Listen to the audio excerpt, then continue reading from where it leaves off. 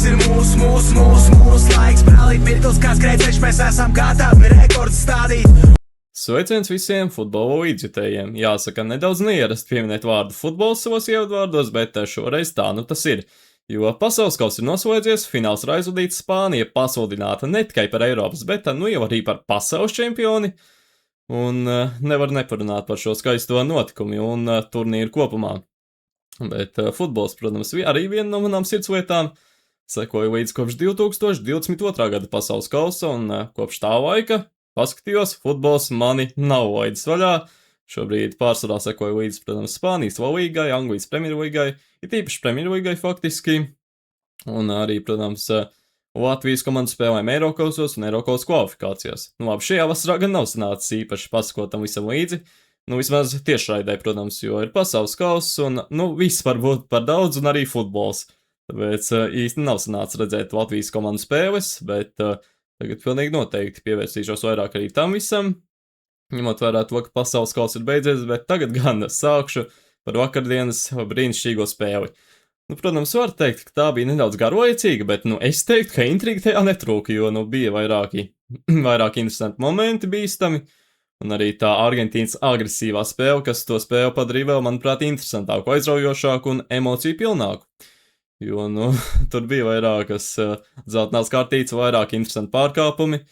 It īpaši, protams, Enzo Fernandesa sarkanā kartīte, 90, faktiski pēc 90 minūtes, tur bija 2 minūtes palikušas līdz pieauktā laika beigām, un Enzo Fernandes vienkārši nopelna sarkano, tur bez jautājumiem, protams, tā viņam bija otrā zeltainā kartīte, un, tiesnesis tur nevarēja nedots, nesaprot, par ko viņš tur vispār apelēja, jo tas pārkāpums, acīm redzams.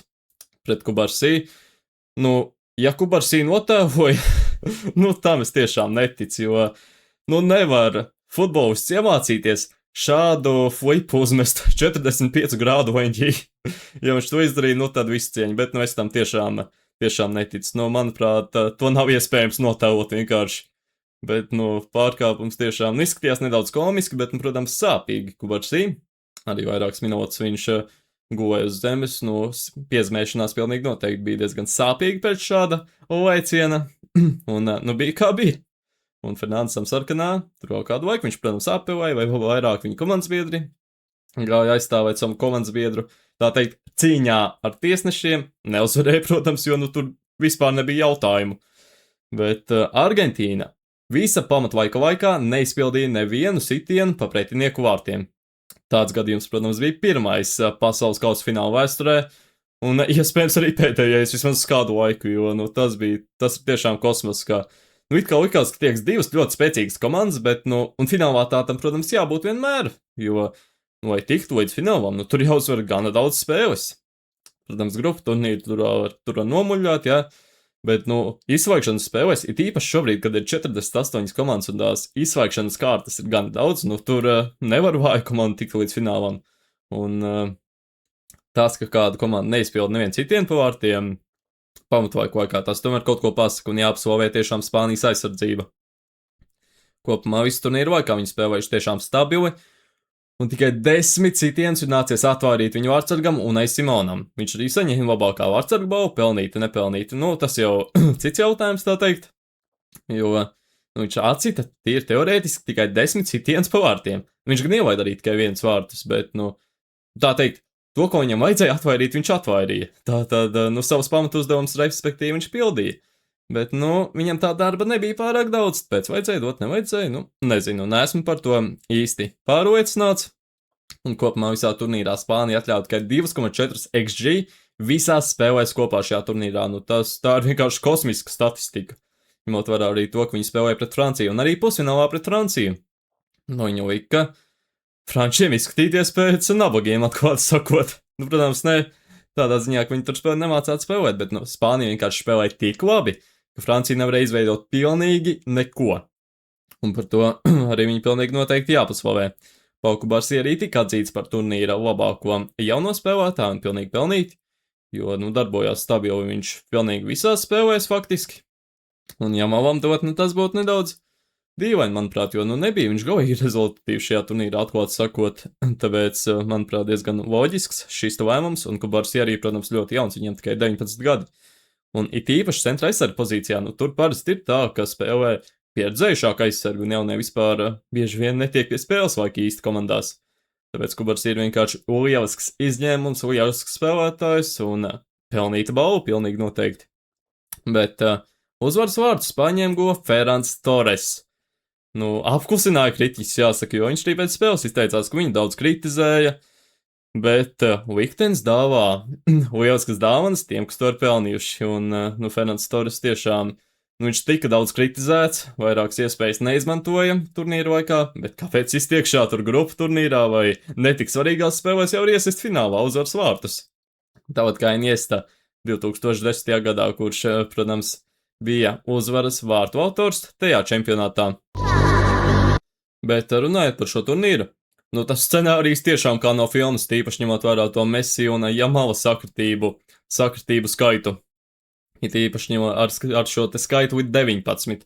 Tātad pirms 19 gadiem Messi, kurš karjeru izlasē sāka ar 19. numuru, tāpat kā Jamals, vanoja Lamīnu Jamalu. Un, nu, kā tas ir iespējams? Tas ir vienkārši neticami. Kā 19 gadus vēlāk, 19. jūlija datumā, šie abi spēlētāji tikās, un Lamīns Jamals, esot 19 gadīgs, uzvarēja Messi. Nu, jūs varat iedomāties vēl labāku scenāriju, vēl lieliskāku, neticamāku. Manuprāt, pat filmu režisoriem ir grūti kaut ko šādu sacerēt. Un pilnīgi noteikti tas tomēr parāda, ka dzīvē sakritību nav, un viss tomēr... Daudz kas tomēr ir liktenis, nevis vienkārši sakritības, jo šīs nevar būt vienkārši sakritības. Bet pēc spēles arī izcēlās asumi vairāki. Un, jāsaka, ka Argentīna neparādīja pārāk labi sevi, pārāk labā gaismā sevi neparādīja. Tur viens arī no izlases treneriem, Ajala, vienkārši ielika taisno Olmo pēc spēles, tas likās tā tiešām dīvaini. Bet, pārējais jau tur tā. Jo arī Paredes, protams, daudz kritizē, pelnīti jāsaka savā ziņā, bet, nav arī tā, ka viņš tur tā kā būvis, ierauga sarkano krāsu un iet dauzīt, ja?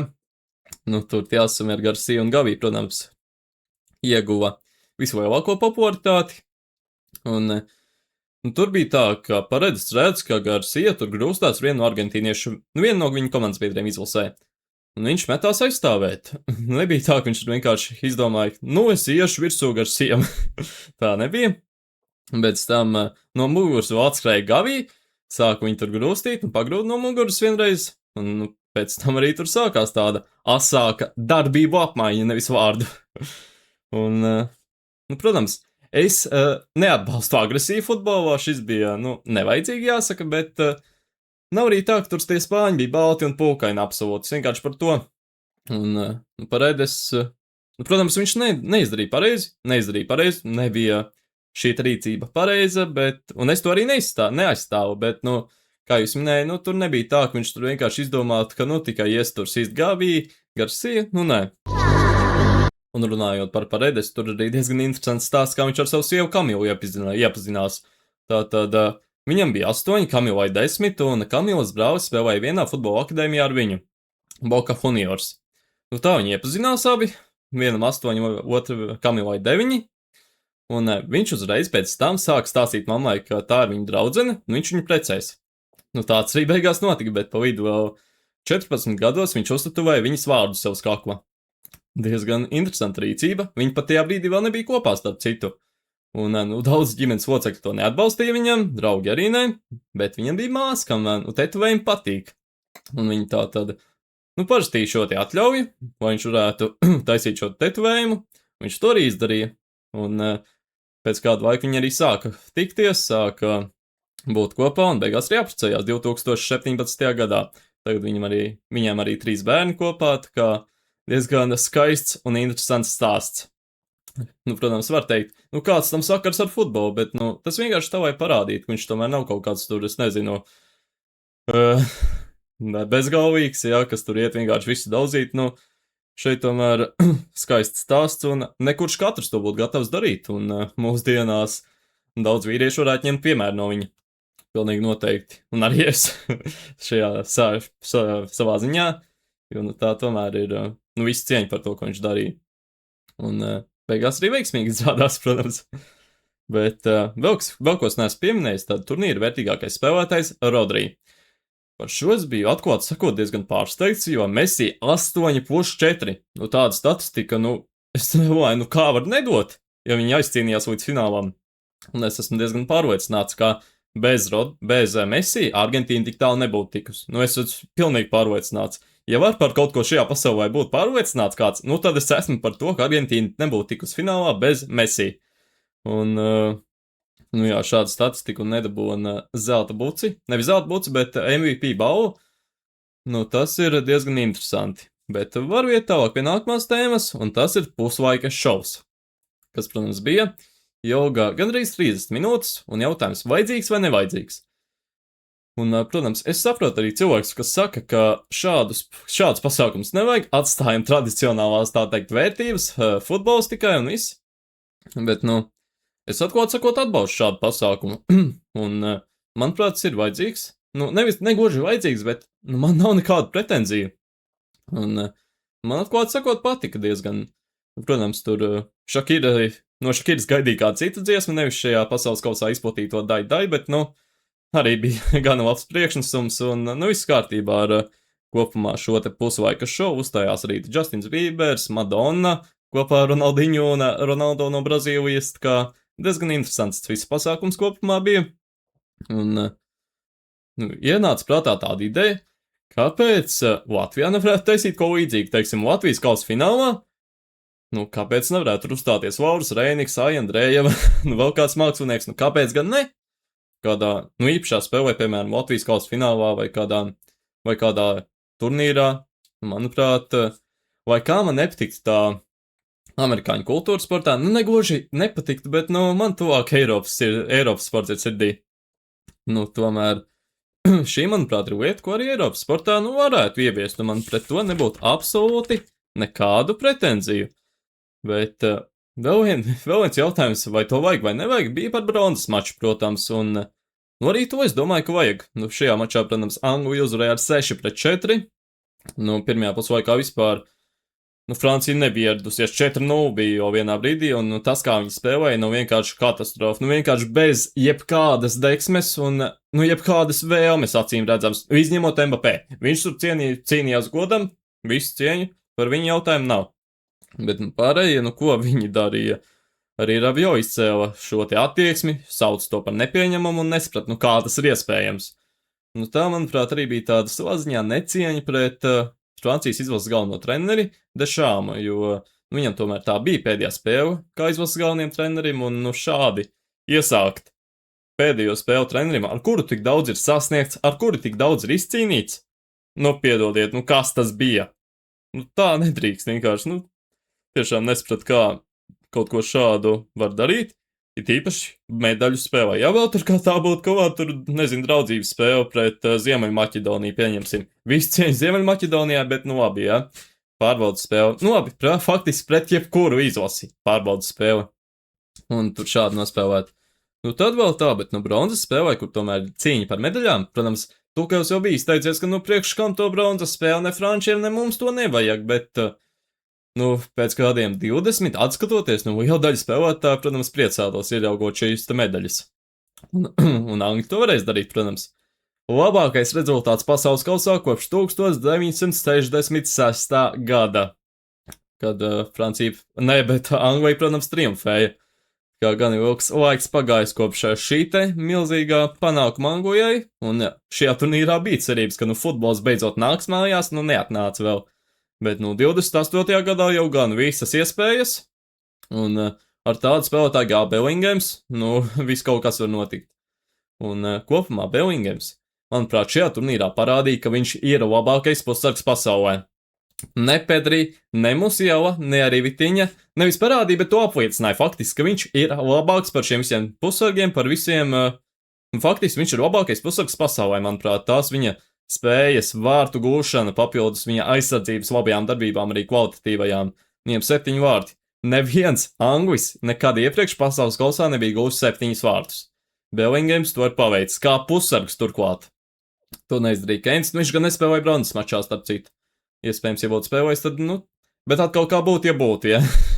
Bellingams spēlēja, Bellingams to paveica, un šis sasniegums paliks pilnīgi noteikti vēstures grāmatās. Un tiks vēl kādu laiku pieminēts. Un, manuprāt, tiešām, kā jūs minējāt, Bellingams ir labākais pussargs pasaulē.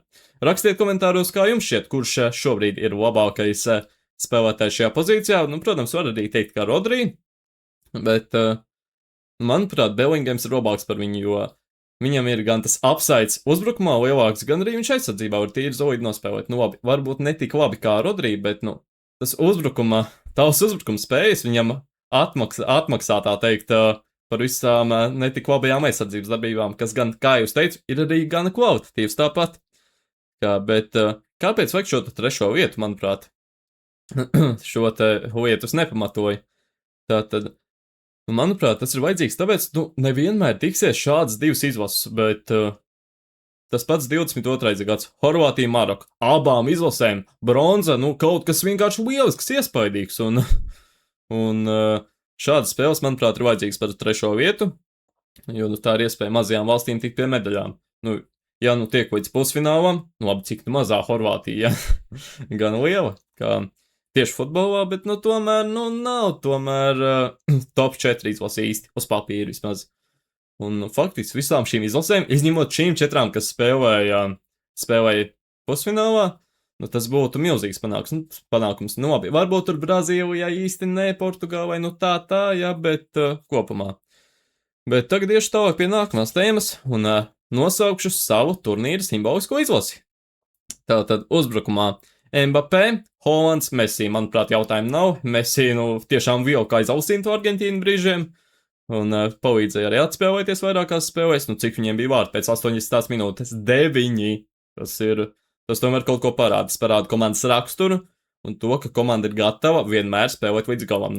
Dienvidamerikāņu futbols gatava vienmēr iet līdz galam. Brīžiem tas gan neatmaksājās, kā redzējām.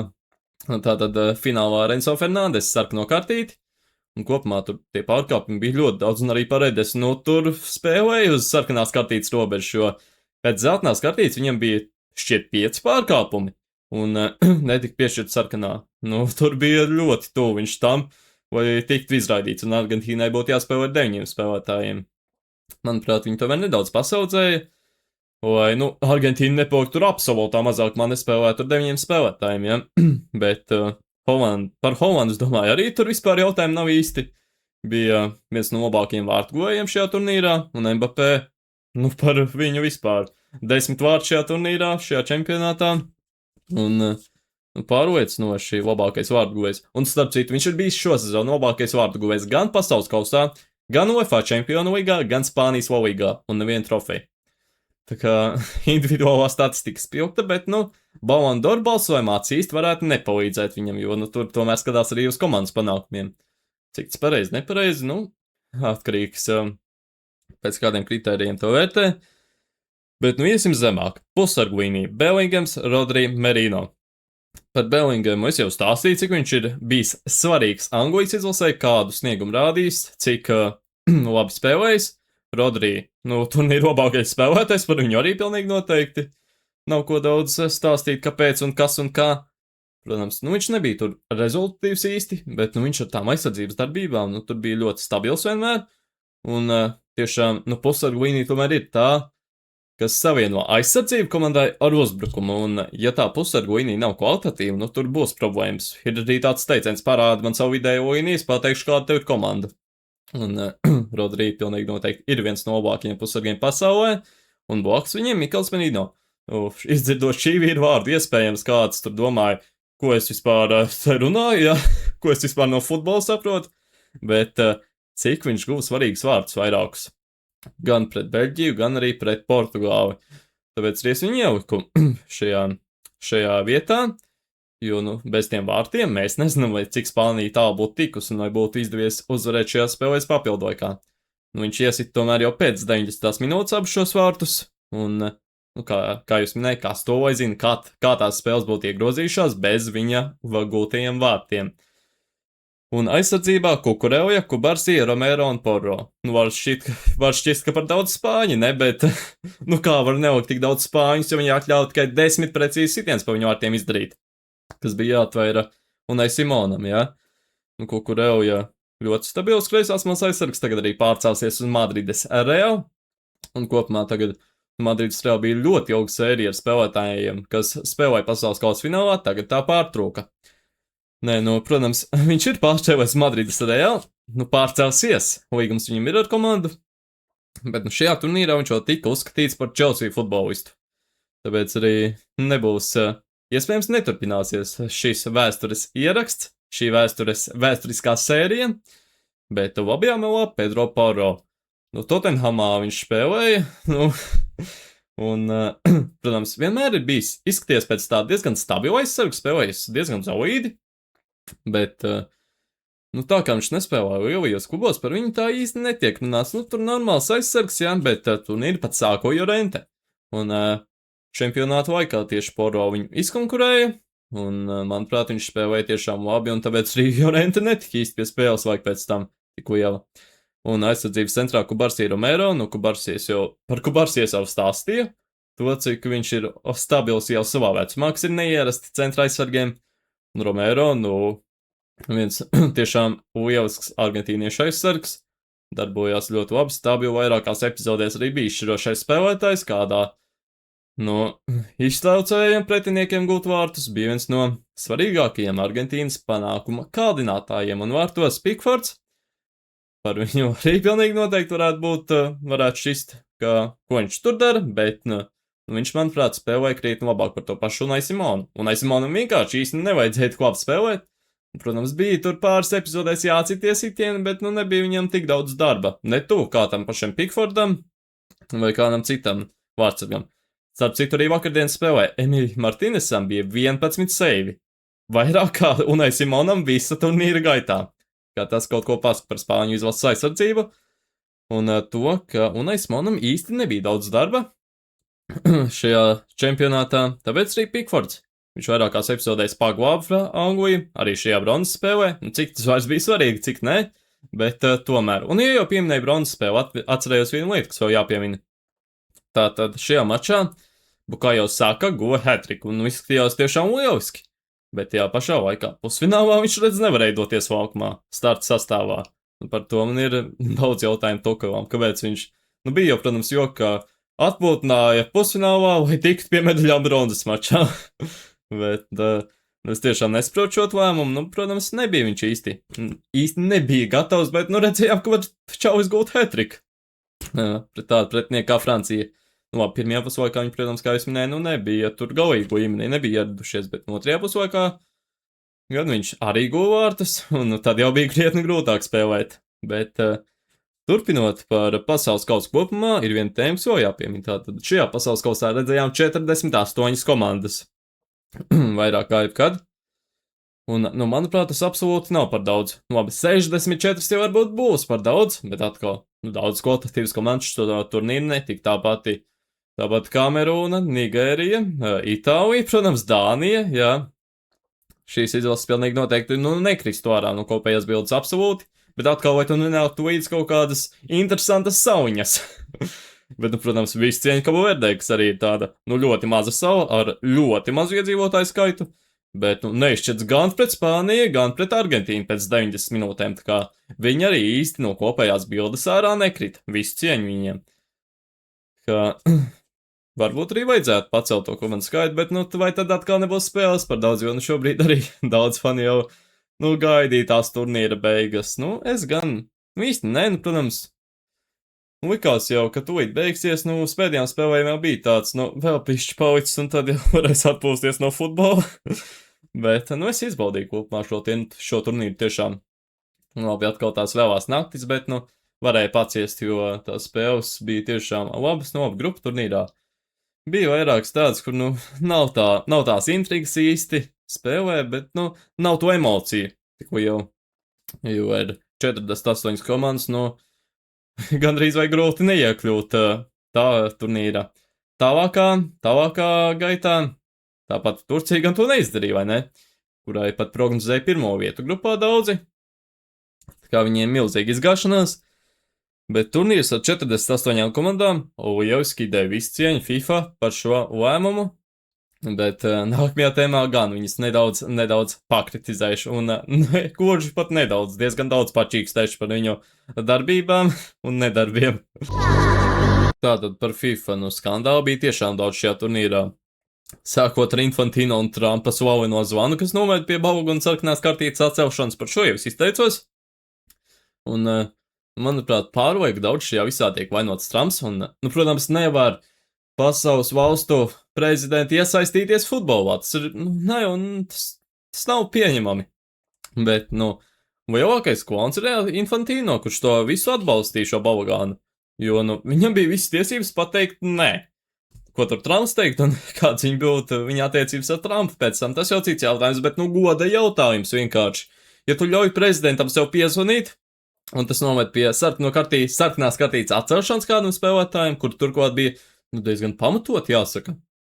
Tad sāk rasties daudz jautājumu par tevi kā par cilvēku, un es šobrīd, protams, par Infantino vēl turpinu, un tas bija diezgan liels kosmos, ka šādi var notikt mūsdienās, un var tik atklāti ļaut sevi ietekmēt kādas valsts līderim. Un, protams, arī pēc šī vēl aktīvāk tika runāts par iespējamo Argentīnas vilkšanu aiz ausīm no tiesneša puses tieši. Bet, es arī vienā no tām epizodēm minēju, ka, tur tā statistika ir tāda interesanta sakarā ar Argentīnu. Viņiem tur ļoti daudz pārkāpumi, maz dzeltenās kartītes attiecībā pret tiem, attiecībā salīdzinājumā ar citām izlasēm, kurām tā attiecība ir krietni savādāk, ja? Tas pilnīgi noteikti var radīt jautājums fanos, un tā teikt, bija laba augsne, vai šīs runas būtu. Par to, ka varbūt viņus tur pavelk brīžiem tiesneši aiz ausīm, tur labi, Messi pilnībā pasaudzēja vienā no turnīra pirmajām spēlēm, neiedeva viņam sarkano, kur bija tīri sarkanā kartīte, bet man tā atkal tāda cieņa no tiesnešiem pāroka, jo to mēs esam redzējuši gan hokejā, gan basketbolā, ka lielās izlases, ciena vairāk nekā mazās izlases. Arī pret Latviju to esam izjutuši pasaules čempionātos, kā tas nav kaut kas būtu tikai tur futbolā, ja? Arī, kā es minēju, hokejā, basketbolā, tur visur ir tā cieņa pret līderiem, diemžēl, vai par laimi, bet tā tas ir, drīzāk jāsaka gan, ka diemžēl. Un vēl viens iemesls tam pilnīgi noteikti bija tāda tiesnešu zemā kvalitāte, jo nebija pasaulē labākie tiesneši, tiesāja netik augstas kvalitātes arbitri, un tas pilnīgi noteikti arī noved pie tādas vēl lielākas cieņas pret līderiem, iespējams, arī pret to pašu Messi, un saudzēšanas viņa. Un tā tiesneši, viņiem uzreiz Messi ir vēl lielāka autoritāte, redzējām, tiesāja arī viens tiesnesis no MLS, un tieši pusfinālā starp citu. Tas šķita diezgan interesanti, ka no MLS tieši tā tiesnesis pusfinālu, un, protams, arī par to bija daudz jautājumu, un tā arī bija viena no tām lietām, kas veicināja no pozitīvu augsni runām par Messi vilkšanu aiz ausīm no tiesnešu puses. Un, ja jau kritizēju, tad vēl viena lieta, par ko var pakritizēt šajā turnīrā FIFA, tās ir ūdens pauzes. Man nav nekādu pretenziju, absolūti nekādu, un tas būtu dīvaini, es ar ko teiktu, ja tur ir 35 grādi, piemēram, un spēlētājiem nav ūdens pauža. Tas ir diezgan bīstam veselībai, var rasties dehidrācija un tā. Bet, ja ir ap 20 grādiem un mēs veicam šīs ūdens pauzes vai dzeršanas pauzes, kā minēja viens no GO3 komentētājiem vienā no spēlēm, tad par ko mēs vispār runājam? Priekš kā viņas ir vajadzīgas spēlēs, kurās ir 20 grādi, teiksim, ja? Protams, jautājuma atbilde ir skaidra, atbilde ir nauda. Vienā vārdā var atbildēt šo jautājumu, bet, manuprāt, tas ir nevajadzīgi, un, pieturēsimies labāk pie tradicionālām vērtībām futbolā, un vairāk minūšu ūdens pauze. 20 grādos, absolūti nav viena no tām. Protams, tur komerci ienākumi uzreiz ir dažādām kompānijām un tā tālāk, bet, tomēr tas ir futbols. Futbolu neaiztiekam atstājam stabilus 2 puslaikus, nevis dalām ceturdaļās, kā tika runāts, kā šis viss tika saukts turnīra sākumā. Labi, nedaudz esmu pačīkstējis arī, bet turnīrs kopumā vienkārši lielisks, vairāk skaisti brīži, skaisti momenti, arī Cabo Verdes stāsts lieliskais, vairākas izgāšanās, labās emocijas, sliktās emocijas. Nu, turnīrs vienkārši lielisks no visiem skatu punktiem tādā ziņā. Nu, protams, bija arī pāris negatīvās lietas, ko es minēju, bet, nu, to pozitīvo, manuprāt, bija krietni vairāk nekā negatīvo. Bet, nu, jāpiemina gan tas, ka ar to arī ir beigusies vesela era futbolā. Ronaldu, Messi, Modričam un vēl vairākiem līderiem. Iespējams arī ļoti iespējams, ka tam pašam Hamesam Rodrigesam. Nu, šie ir tie spēlētāji, kam šī visticamāk bija iespēja pēdējā iespēja pacelt kausu. Nu, labi, Messi to jau ir izdarījis, jā, bet tam pašam Ronaldu, nu, tāds iespējas vairs, diemžēl, nebūs. Nu, es neticu, ka viņš vēl var 4 gadus spēlēt, bet nu, kopumā tas, kādā līmenī viņš jau joprojām ir savā vecumā, viņam pār 40, ja nemaldos, tad 41 gads viņam šobrīd. Nu, tas vienkārši kosmos kādā. Cik labā fiziskā formā viņš spēja uzturēt savu ķermeni, nu visu cieņu. Viņš, manuprāt, tiešām ir lielisks piemērs jebkuram. Nu, daudz jautājumu varbūt, kurš labāks, Messi vai Ronaldo. Un šajā goltu debatē var iesaistīties arī Pelé, Maradona un vairāk citu spēlētāju spilgti no vēstures. Bet Ronaldo tīri kā piemērs, uz ko skatīties, manuprāt, ir labākais futbolā. Un tā viņa mentalitāte, tā viņa disciplīna mūžīgā, nu, visu cieņu. No viņa tiešām var iedvesmoties, daudz ko paņemt.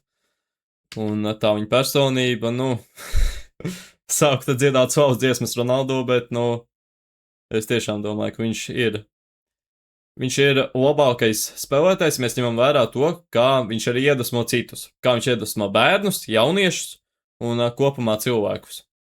Bet, nu, esmu norunājis vairāk kā pusstundu, sanāca nedaudz ilgāk nekā bija plānojis. Sanāca aizrunāties, bet ceru, ka patika. Rakstiet komentāros, ko domājat par šo pasaules kausu, kāds jums viedoklis par notikumiem tajā. Rakstiet, vai šīs 48 komandas bija par daudz vai nē, un vai vajadzētu palielināt uz 64 varbūt arī. Un uz tikšanos jau nākamajās reizēs. Atā!